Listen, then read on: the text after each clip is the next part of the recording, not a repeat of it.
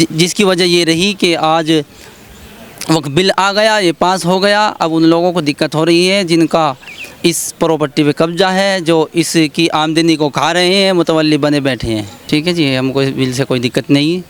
ये यतीमों का, बेवाओं का, गरीबों का माल था जो उनको नहीं मिला, हक था उनका। कोई भी एक देखिए, हमारे जो मदारिस हैं उनके अंदर पढ़ाने वाले, मस्जिद का इमाम, उनकी तनख्वाहें 4000 से 6000 तक है।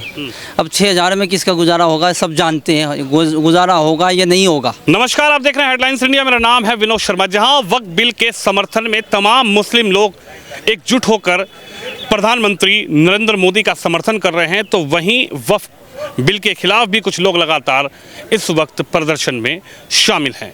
यानी कि उनका ये कहना है कि साहब, किसी भी तरीके से वक्फ बिल या फिर वक्फ कानून को हम नहीं मानेंगे, चाहे मदनी साहब हो, all India Muslim personal law board हो, या फिर ओवैसी साहब हो। और मेरे साथ इस वक्त एक पश्चिमी उत्तर प्रदेश के भाई मौजूद हैं। क्या नाम है आपका? आस मोहम्मद नाम है मेरा। आस मोहम्मद जी, पश्चिमी उत्तर प्रदेश के कहाँ के रहने वाले हैं? मुजफ्फरनगर के रहने वाले हैं। क्या कहेंगे, ये जो वक्फ बिल बना है अभी वक्फ के लेकर, समर्थन करते हैं या फिर आपको लगता है कि प्रधानमंत्री जी गुमराह कर रहे हैं, ज़मीनें चली जाएंगी, मस्जिदें बंद हो जाएंगी? क्या लगता है आपको? हम इस बिल का समर्थन करते हैं और इस्तकबाल करते हैं और मोदी जी का धन्यवाद करते हैं। और जो ये गरीबों का हक है, गरीबों को मिल जाएगा। जो लोग मुतवल्ली बने हुए बैठे हैं जी, उन लोगों ने वक्फ की संपत्ति ले रखी है, मालिक बने बैठे हैं, उससे फ़ायदा उठा रहे हैं, लेकिन ये उनका हक नहीं था। उन्होंने इसको सही इस्तेमाल नहीं किया, जो सरकार को ये बिल लाने की ज़रूरत पड़ी। अगर वो सही इस्तेमाल करते तो कोई बिल नहीं आता, ना कोई बिल पास होता जी। लेकिन बड़ा सवाल यह है कि आप समर्थन में खड़े हैं, कुछ लोग तो लगातार विरोध कर रहे हैं। ओवैसी साहब कह रहे हैं कि साहब हम तो सुप्रीम कोर्ट में लड़ेंगे। मदनी साहब कह रहे हैं लड़ाई जहां तक लड़ी जाएगी, अपने हक के लिए हम लड़ाई लड़ेंगे। उधर all India Muslim personal law board हो गया या फिर जमीयत उलेमा हिंद हो गए, इन लोगों का तो कहना है कि सिर्फ मुसलमानों को परेशान किया जा रहा है, मुसलमानों को टारगेट बनाया जा रहा है।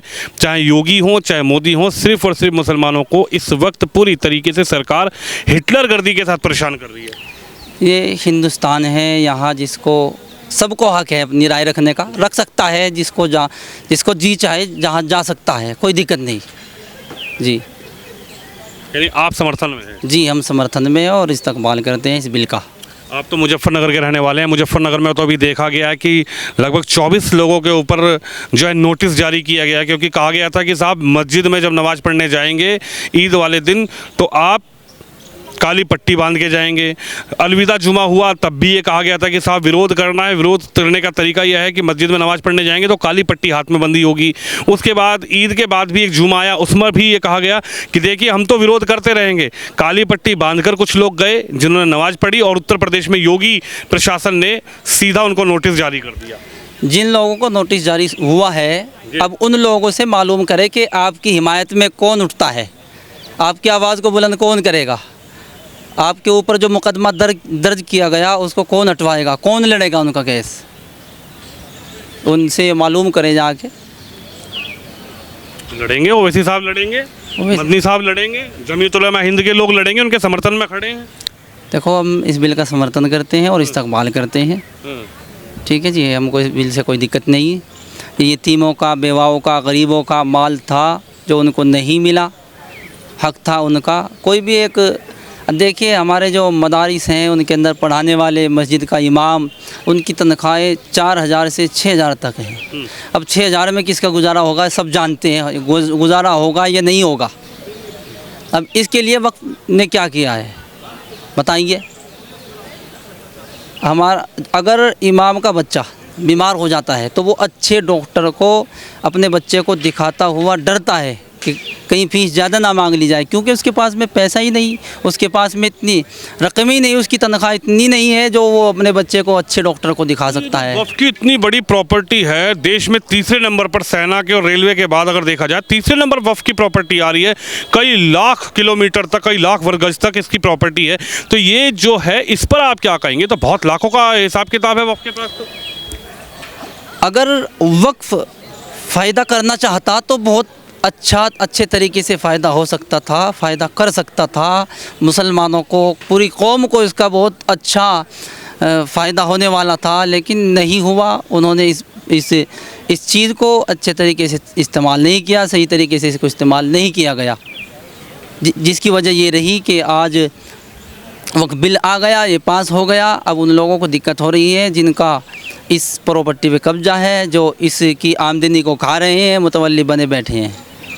तो यानी आप समर्थन में हैं? जी, हम समर्थन में हैं। लेकिन लगातार कहा जा रहा है कि साहब हम संसद में भी अब तो खाल संसद से तो पास हो गया, लोकसभा में से भी पास हो गया, उधर राष्ट्रपति के भी साइन हो ही जाएंगे, लेकिन कहा जा रहा है कि साहब सुप्रीम कोर्ट में लड़ना पड़ेगा तो तब भी लड़ाई लड़ेंगे। अगर सड़कों पर सीए एनआरसी जैसा आंदोलन करना पड़ेगा, शाहीन बाग बनाना पड़ेगा, तो तब भी अपनी लड़ाई लड़ेंगे। हक की लड़ाई है ये तो। देखिए, ये हिंदुस्तान है, अगर वे लोग इसको अपना हक समझते हैं तो लड़े, खूब लड़े, हमको कोई दिक्कत नहीं जी। लड़ सकते हैं, जा सकता है कोर्ट में भी, जिसको जाना है वो कोर्ट में जाए, जिसको जहाँ जाना है जाए। आप नहीं जाओगे साहब? जी नहीं, हैं? नहीं, हम नहीं कहीं जाएंगे। आप काली पट्टी भी नहीं बांधी आपने? नहीं, हमने काली पट्टी नहीं बांधी।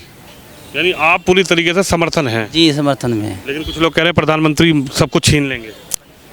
अब छीनेंगे वो जो आज के जिनको कहा जाता है गुंडागर्दी करने वाले लोग हैं, उनसे छीनी जाएगी।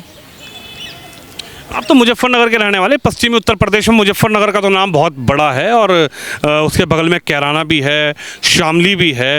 ये एक ऐसे उत्तर प्रदेश के ऐसे जगह हैं जो एक पूरे हॉट लिस्ट में रहते हैं।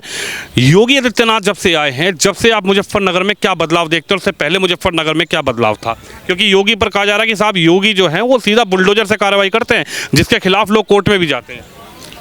देखिए, जब से योगी जी आए हैं, हम कोई रास्ता ऐसा होता था जंगल का जिससे हम दिन में जाते हुए डरते थे। लोग लूटमार होती थी, आदमी को खुलेआम मार दिया जाता था, हत्याएं होती थी लोगों की। लेकिन जब से योगी जी बैठे हुए हैं, जब से किसी की कोई हत्या नहीं। हम रात में भी 1 बजे भी निकल जाते हैं, हमको कोई दिक्कत नहीं।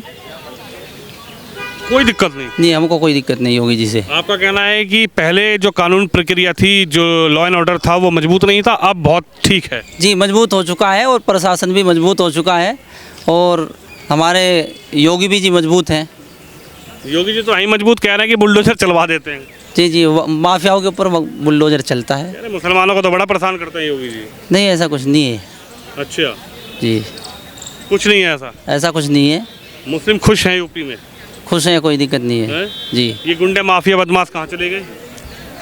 जो जहाँ उनका ठिया था वहाँ चले गए, ठिये पे चले गए? अपने ठिये पे चले गए वो लोग, अपने ठिये पे चले गए। क्या नाम है आपका? आस मोहम्मद। आस मोहम्मद भाई है, मुजफ्फरनगर पश्चिमी उत्तर प्रदेश के रहने वाले, और तमाम मुद्दे पर हमने बात की। उत्तर प्रदेश, क्योंकि पश्चिमी उत्तर प्रदेश का मुजफ्फरनगर एक ज़िला ऐसा है जो लगातार चर्चाओं में भी रहता है, तो हमने मुजफ्फरनगर को लेकर भी बात की, और उत्तर प्रदेश में क्राइम को लेकर भी बात की है कि आखिरकार योगी आदित्यनाथ के आने के बाद जो बुलडोजर की चर्चा होती है उस पर क्या सोचते हैं, और जो वक्फ बिल अब कानून बना है उसको लेकर जिस तरीके से कुछ लोगों का विरोध प्रदर्शन है, तो क्या आस मोहम्मद विरोध कर रहे हैं या फिर उसके समर्थन में खड़े हैं?